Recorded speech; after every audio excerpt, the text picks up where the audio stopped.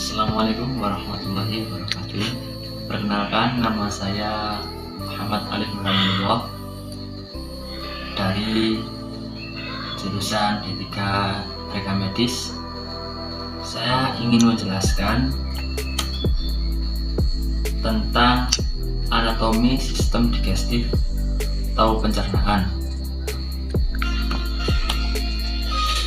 Anatomi sistem pencernaan terdiri dari yang pertama mulut, tenggorokan atau faring, yang ketiga esofagus, keempat lambung, 5 hati, 6 empedu, 7 pankreas, 8 usus halus, lalu usus besar, dan yang terakhir rektum dan anus. Nah, yang pertama yaitu rongga mulut. Bagian mulut merupakan langkah pertama dalam sistem pencernaan pada manusia. Proses pencernaan di saat kita mengambil gigatan pertama pada makanan disebut juga pencernaan secara mekanik. Di dalam mulut terdapat bagian-bagian seperti lidah, gigi, kelenjar air liur yang membantu proses pengunyah agar makanan lebih mudah dicerna.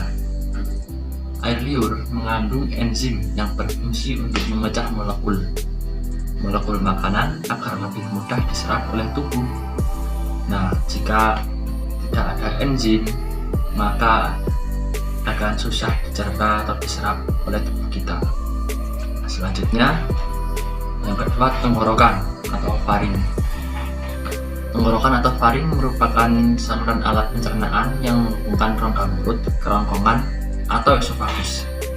Faring juga berhubungan dengan rongga hidung yang berfungsi untuk memproduksi suara. Makanan yang ditelan dari mulut masuk melalui tenggorokan dan diteruskan ke tabung berotot atau esofagus. Yang ketiga yaitu esofagus. Esofagus ini memiliki panjang kurang lebih sekitar 25 cm.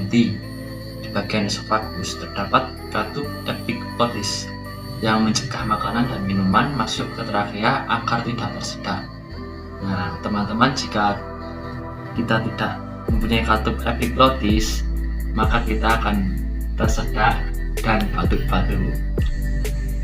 Dan tersedak itu menyakitkan sekali. Pada dinding kerongkongan terjadi gerakan peristaltik, yaitu gerakan meremas-remas yang mendorong makanan menuju lambung. Nah, jika tidak ada gerakan peristaltik, maka makanan kita tidak akan terurai atau tidak akan bisa menuju ke lambung. Nah, selanjutnya, lambung. Lambung merupakan organ berbentuk seperti kantong yang terdiri dari dinding berotot. Di lambung terjadi sistem pencernaan mekanik yang dimana makanan dan minuman diremas dan diaduk menjadi bubur makanan atau kin oleh otot polos. Ada 3 bagian lambung yang penting. Yang pertama bagian atas atau kardia, yang kedua bagian tengah atau fundus, yang ketiga bagian bawah yaitu pilorus. Di bagian lambung juga terdapat pencernaan kimiawi di mana makanan dicerna oleh enzim dalam getah lambung yang dihasilkan oleh sel kelenjar dinding lambung. Getah lambung terdiri dari pepsin, renin, asam klorida, dan HCI, dan lipase gastrik. Yang kelima yaitu usus halus. Usus halus merupakan sistem pencernaan manusia terpanjang dengan panjang 670 cm sampai 760 cm. Nah, penyerapan nutrisi paling banyak terjadi pada saluran pencernaan ini. Usus halus terdiri dari 3 bagian yang penting pencernaan makanan. Yang pertama, duodenum atau usus 12 jari. Yang kedua, jejunum atau usus kosong. Yang ketiga, ileum atau usus penyerapan. Yang keenam yaitu usus besar. Usus besar adalah organ pencernaan yang mengelilingi seluruh rongga perut. Organ yang juga disebut dengan kolon memanjang dari cecum. Kantung yang menghubungkan ileum atau ujung usus kecil dengan kolon sampai ke anus. Usus besar merupakan bagian dari sistem pencernaan tubuh manusia. Organ ini memiliki peran penting untuk penyempurnaan proses pencernaan makanan. Kolon terdiri dari 4 lapisan, yaitu yang pertama mukosa, submukosa, muscularis, propria, yang keempat serosa.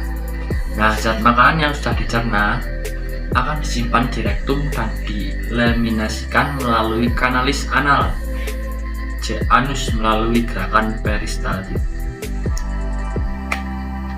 Yang ketujuh, rektum dan anus. Rektum adalah organ terakhir dari usus besar pada beberapa jenis mamalia yang berakhir di anus. Organ ini berfungsi sebagai tempat penyimpanan sementara feses. Kalian tahu feses, teman-teman? Pastinya tahu dong. Mengembangnya dinding rektum karena penumpukan material di dalam rektum yang akan memicu sistem syaraf yang menimbulkan keinginan untuk melakukan defekasi.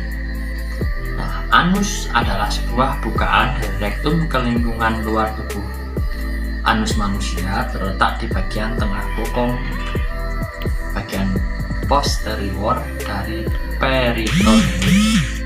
Pembukaan dan penutupan anus diatur oleh otot sphincter.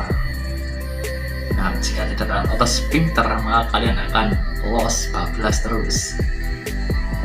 Terdapat 2 otot sphincter anal di sebelah dalam dan luar. Otot ini membantu menahan feses saat defekasi. Salah satu dari otot sphincter merupakan otot polos yang bekerja tanpa perintah, sedangkan yang lainnya merupakan otot rangka. Feses dibuang dari tubuh melalui proses defekasi atau buang air besar yang merupakan fungsi utama anus. Teman-teman, ini ilustrasi proses pencernaan makanan manusia. Yang pertama, masuk ke mulut, dikunyah-kunyah, lalu ditelan melalui kerongkongan, dari kerongkongan lalu ke lambung, lalu di lambung diproses lagi, lalu ke usus halus, diremas-remas, lalu ke usus besar, lalu dibuang ke rektum dan keluar dari anus. Itulah proses sebuah makanan yang masuk melalui mulut hingga dikeluarkan menjadi feses melalui anus.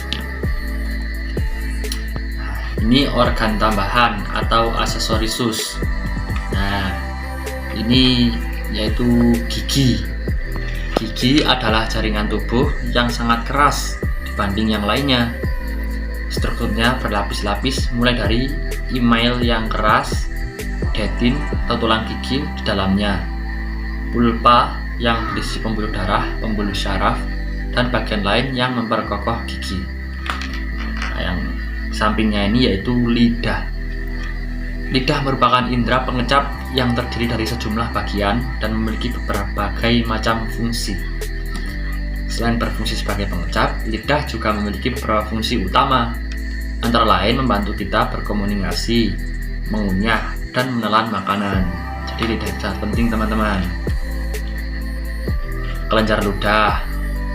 Nah, kelenjar ludah itu air liur, atau kelenjar ludah itu pada mamalia adalah kelenjar eksobrin, yaitu kelenjar yang mempunyai saluran sendiri yang memproduksi air liur. Dan di sampingnya ada kantung empedu. Kantung empedu adalah organ berukuran kecil di bawah organ hati. Organ ini mampu memproduksi dan menyimpan cairan empedu yang berperan penting dalam proses pencernaan, termasuk mencerna kolesterol yang terkandung di dalam makanan yang dikonsumsi. Pankreas merupakan salah satu organ di dalam sistem pencernaan manusia. Secara umum, fungsi pankreas dalam tubuh adalah memproduksi hormon dan enzim untuk menghancurkan makanan di dalam perut.